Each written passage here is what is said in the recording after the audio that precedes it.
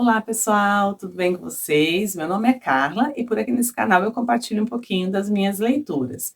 E hoje eu queria trazer para vocês uma leitura que me arrebatou, me emocionou, me fez chorar horrores, que é Hamlet, A Vida Antes de Hamlet.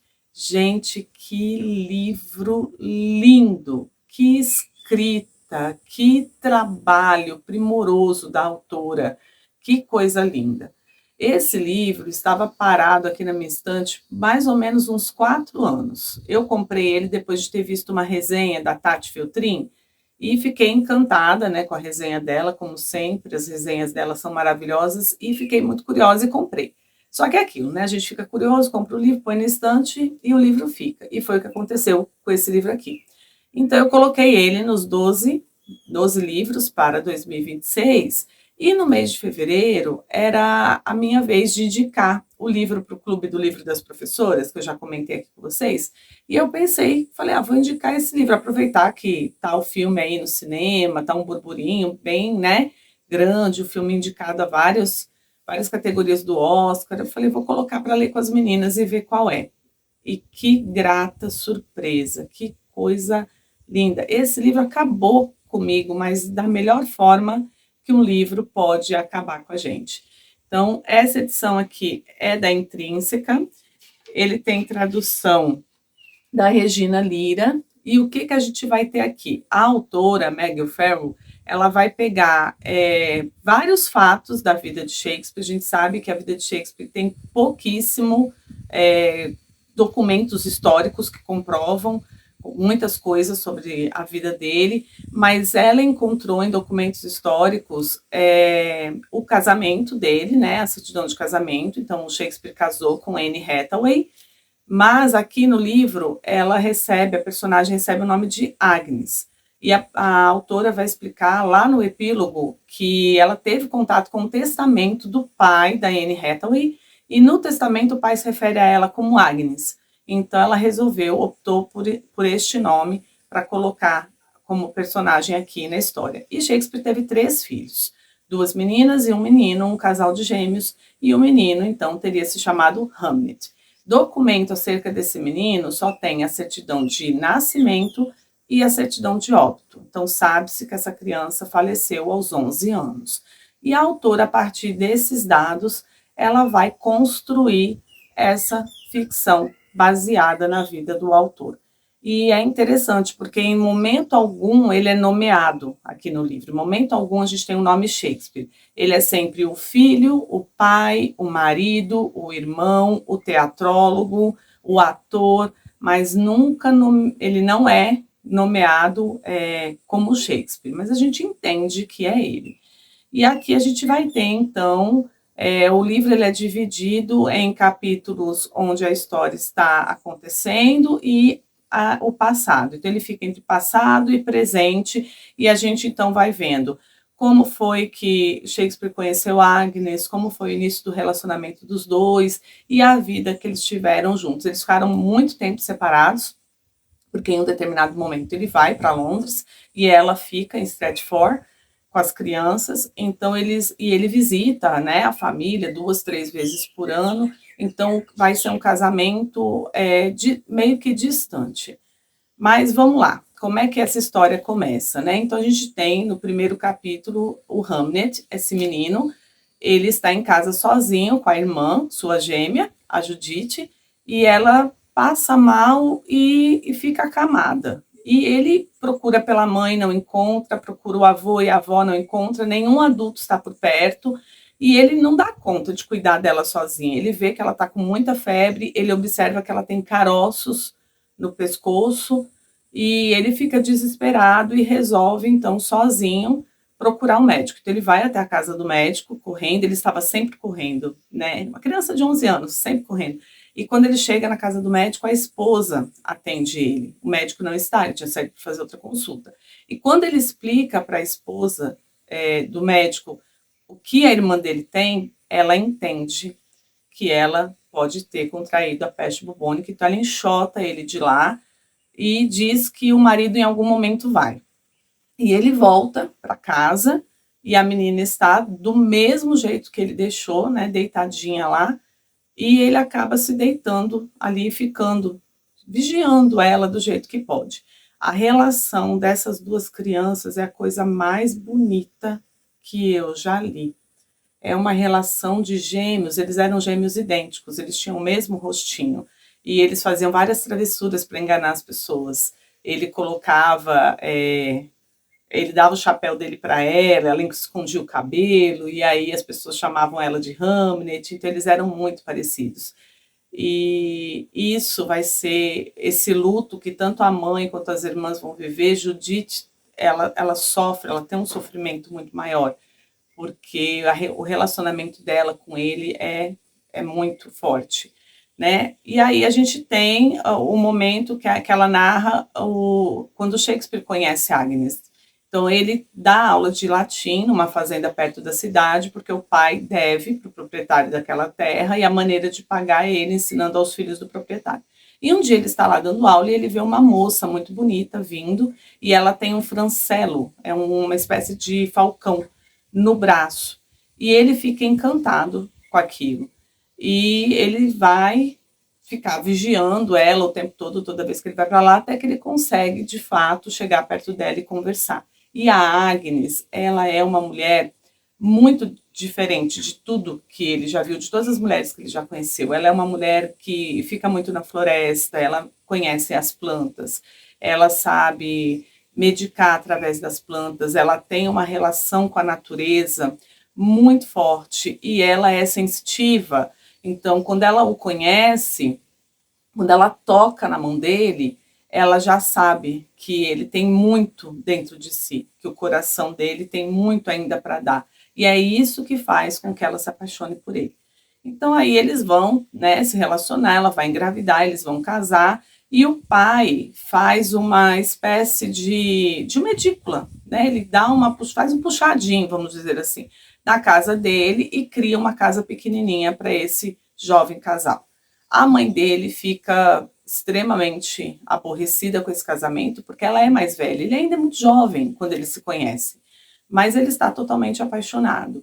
E ela vai engravidar, vai ter a Susana, que é a primeira filha, e para ter essa criança, gente, é muito interessante. Ela foge de todo mundo e vai para a floresta, porque ela sabe que a criança vai nascer e ela quer ter essa criança na natureza. E ela tem, deixa todo mundo doido, fica todo mundo atrás dela, até que um irmão que ela tem, que é o Bartolomeu, que é um personagem muito interessante também nessa história, encontra ela e a leva para casa. E aí o tempo vai passando, né? Eles, né, têm um relacionamento bacana, ela se descobre grávida novamente. E ela já sabia que isso ia acontecer, porque ela teve uma visão do leito de morte dela, e nesse leito de morte ela tinha 2 filhos ao lado. Então ela sabia que ela teria 2 filhos. E quando ela se descobre grávida, ela percebe que o marido não está bem. Ele tinha um relacionamento horrível com o pai era alcoólatra, era extremamente agressivo, ele se sentia aprisionado ali, ela, da maneira como ela relata, a gente entende que ele está depressivo. E aí ela tem a ideia, pede ao irmão que dê a ideia ao pai dele, de Shakespeare, que o mande para Londres para poder vender as luvas, né? Como se fosse ampliar o comércio. O pai dele era um luveiro, né? Então ela tenta fazer como se a ideia tivesse surgido da cabeça do sogro, porque ela entende que se o marido permanecer ali, ele não vai conseguir viver muito tempo. E ela percebe isso através do odor. Ela sente na casa dela um odor ruim, e ela vê que o odor vem dele. Então ela é uma mulher que ela tem essa coisa espiritual. O mundo entre vivos e mortos, para ela, é muito tênue. Ela relata, algumas vezes aqui no livro, a gente tem o narrador relatando ela vendo coisas. Então ela consegue sentir. E aí tem um momento que Shakespeare fala que é uma maravilha e uma maldição ser casado com ela, porque ela sabe tudo antes que ele possa contar. Então, ela é uma personagem incrível. Então, esse homem vai, né? Ele vai para Londres, vai começar a viver lá e ele vai visitá-la aos poucos. E aí a gravidez vai seguindo e nessa gravidez ela tem os gêmeos.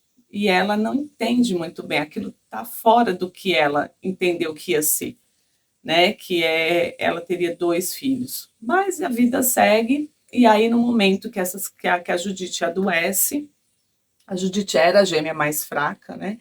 Quando ela chega em casa e Hamnet mostra a Judite que ela vê, né, os caroços e vê debaixo da axila também que ela tem vários caroços, ela entende o que a filha dela tem e ela começa uma corrida contra o tempo de tudo que ela conhece, todas as ervas que ela conhece para poder salvar essa criança. E a menina vai piorando, vai piorando, vai piorando, até que chega o ponto que a Elisa, que é a irmã dele, escreve uma carta para dizer que a Judite talvez não sobreviva. E ele vem de Londres desesperado.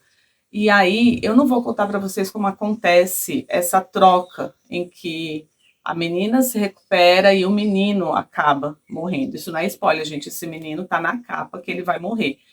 Então, gente, é uma das cenas mais tristes que você vai ler, eu acho, na sua vida, que é a maneira como acontece essa troca, né? E aí, quando o pai chega em casa e ele vê que a menina está bem, ele abraça ela e fica feliz, só que quando ele olha para o lado, ele vê que tem uma criança na tábuazinha que eles colocam, que é o Hamlet. E o luto dessa família e a mãe costurando a mortalha, porque essa criança precisava ser enterrada rapidamente, porque ela morreu com aquela doença que estava desesperando todo mundo, me lembrou muito nossa época de pandemia, que a gente ficava totalmente desesperado com qualquer sintoma gripal que a gente pudesse ter. Assim era eles também, com a questão da peste bubônica. E a cena daquela mãe limpando o corpinho dele e costurando, gente, é um negócio terrível de se ler. Mas a gente passa por essa parte e essa mãe vai viver um luto muito pesado, né? Depois da morte dessa criança, eles vão se afastar, ele volta logo para Londres, ele não consegue ficar ali, né? Então ele retorna para Londres e ela fica com as meninas. E a Judite sofre muito também, a mãe, e ela fica numa depressão, né? A mãe sofre muito, a Judite sofre muito, e aí tem até uma passagem que ela e Suzana estão lavando roupa, e ela pergunta para Suzana, a Judite pergunta para Suzana, será que o papai não volta por causa do meu rosto? Que é para não olhar para mim? E a Suzana fala, por quê? Ela fala, porque eu tenho o rosto dele. Será que ele não volta porque ele não consegue olhar para mim? E a Suzana fala, não, vocês são parecidos, mas são diferentes. Ela tenta amenizar aquilo, né? E em um outro momento ela pergunta para a mãe o que ela é, uma vez que ela perdeu o gêmeo dela. Porque quem perde o marido é viúva, quem perde o pai é órfão, e quem perde o seu gêmeo é o quê? E a mãe não consegue responder. Então, assim, o luto que elas vivem é muito pesado. E como o Shakespeare fica afastado, a gente começa a entender, então, que ele não está sofrendo. Chega um momento aqui que a gente tem raiva desse personagem masculino, porque ele deixa essa mulher sozinha, vivendo aquele luto super pesado com essas crianças, e ele simplesmente vai. E aí, um dia, do nada, ele retorna, diz que fez muito dinheiro, e ela descobre que ele tem andado com outras mulheres, porque ela sente, ela sabe, e no momento que ele percebe que ela sabe, ele fica muito envergonhado, pede muita desculpa, e ela acaba perdoando, e ele compra uma casa para ela enorme. Eles têm, assim, uma das maiores casas. E aí as pessoas começam, né, a falar, como sempre acontece, o que ele está fazendo em Londres, de onde é que ele tirou esse dinheiro. E ela só aceita ir para essa casa porque ela já tinha procurado Hamnet em todos os lugares, naquela casa que ela vivia, nas proximidades. E aí ela fala para ele não está aqui, então eu posso ir. E elas vão para essa casa, então, enorme, e vivem lá. Ela faz um jardim, aí ela começa aos poucos a ir se recuperando, né? Ela começa a atender as pessoas novamente, fazer os seus emplastos, seus chás, e ajudar as pessoas a tratarem de várias doenças. Ela começa a se reerguer. O luto está ali, está dentro dela, mas ela começa a viver novamente. Até que um dia ela descobre que o marido vai estrear uma peça chamada Hamlet. e ela fica muito brava com ele, porque como ele ousa dar o nome do filho a uma peça de teatro, e ela enlouquece e vai para Londres. E aí, para não ir sozinho, Bartolomeu, irmão, vai junto, né? Então eles vão cavalgando, são vários dias, são 4 dias de viagem. Chegam em Londres, ela nunca esteve em Londres. Então ela chega naquela cidade que é uma loucura, aquele monte de gente. Eles conseguem descobrir onde ele mora, ele não está lá, e eles conseguem chegar até o teatro. E quando ela chega no teatro, a peça está começando a ser apresentada. E quando ela entende o que o marido fez, quando ela entende que a peça também vai falar sobre um luto, sobre um pai que foi morto e o filho tem o mesmo nome do pai, e ela olha o ator que faz o papel de Hamlet e ela vê que é um rapaz muito parecido com o filho dela. Ela fala do cabelo espetado, né, que ele tinha um cabelo espetado, e e ela vê aquela encenação, ela entende então que o luto do marido foi tão grande quanto o dela. Então, assim, gente, livro incrível. E aí a gente entende que, às vezes, o luto do pai não é como o luto da mãe, mas não quer dizer que seja menor, né? Livro maravilhoso, incrível, gostei demais de ter lido, recomendo demais, me emocionei demais e eu acho que deve ser mais conhecido por todos. Essa é a minha indicação de hoje para vocês, gente. Obrigada por ter ficado até aqui e até o próximo vídeo. Tchau, tchau.